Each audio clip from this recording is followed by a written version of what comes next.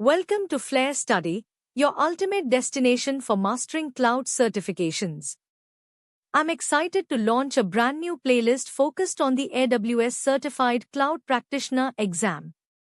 In this series, we'll tackle important questions from previous exams, explain the answers concisely, and help you build the confidence to ace the certification.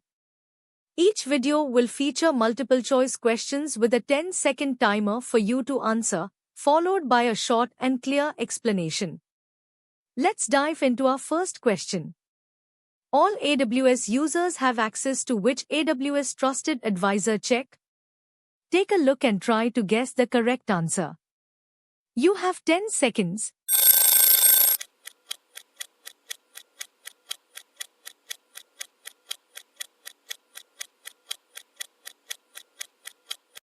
Alright, let's discuss the correct answer. A. Core checks. Here is the explanation. All AWS users have access to core checks in AWS Trusted Advisor, which include basic recommendations for security, fault tolerance, and performance. These core checks are available to all AWS customers regardless of their support plan. To access the full range of Trusted Advisor checks, including those focused on cost optimization, performance, and service limits, users need to have a business or enterprise support plan. Great work on the first question. Let's keep the momentum going with our next one. Here's question 2. Which of the following is an example of security in the AWS cloud under the AWS Shared Responsibility model?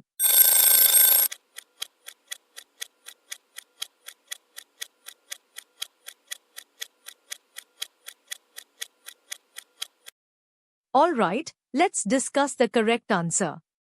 C. Firewall configuration. Here is the explanation. Under the AWS Shared Responsibility model, security in the cloud is the customer's responsibility. Firewall configuration, which includes setting up security groups and network access control lists, NACLs, falls under the customer's duties. This ensures that only authorized traffic can access resources within the cloud environment. On the other hand, physical security and managing edge locations are part of AWS's responsibility, as they are related to the infrastructure of the cloud. Similarly, global infrastructure is also AWS's responsibility to manage. Well done on question 2. Now, let's move to question 3 and test your knowledge even further. Permissions for which of the following are managed by Service Control Policies, SCPs?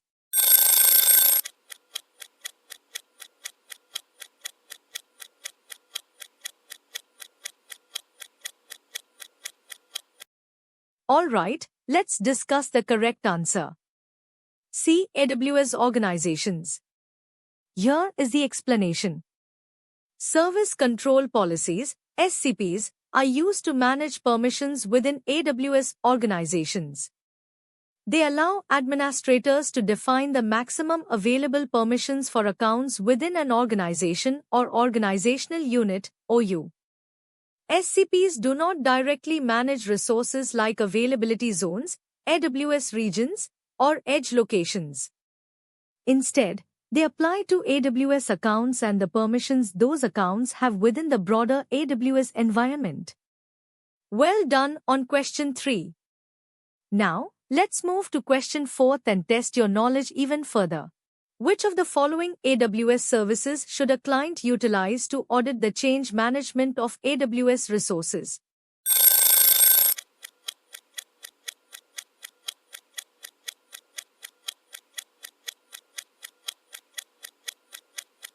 Alright, let's discuss the correct answer. A. AWS Config. Here is the explanation. AWS Config is the service designed to help you audit and track changes to AWS resources. It provides a detailed inventory of resources, records configuration changes, and allows you to assess the configuration of your resources over time. AWS Config is specifically useful for change management, ensuring that any modifications made to resources are tracked and can be reviewed for compliance or auditing purposes. You're doing great so far. Let's tackle the final question for this video. What is raised when a business deploys web servers across several AWS regions?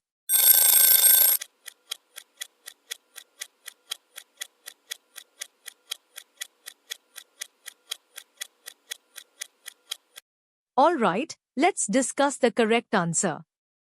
B. Availability. Here is the explanation. When a business deploys web servers across several AWS regions, the primary concern being addressed is availability. By distributing resources across multiple regions, the business enhances the availability of its application, ensuring that if one region experiences issues, other regions can handle the traffic, improving the overall fault tolerance and minimizing downtime. This strategy helps achieve high availability and resilience for critical applications. Thank you so much for watching this video and being a part of the Flare study community.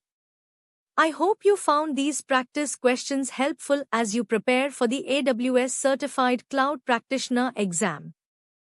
Don't forget to subscribe to Flare Study and hit the notification bell so you never miss a new video. Once again, thank you for your support, and I'll see you in the next session.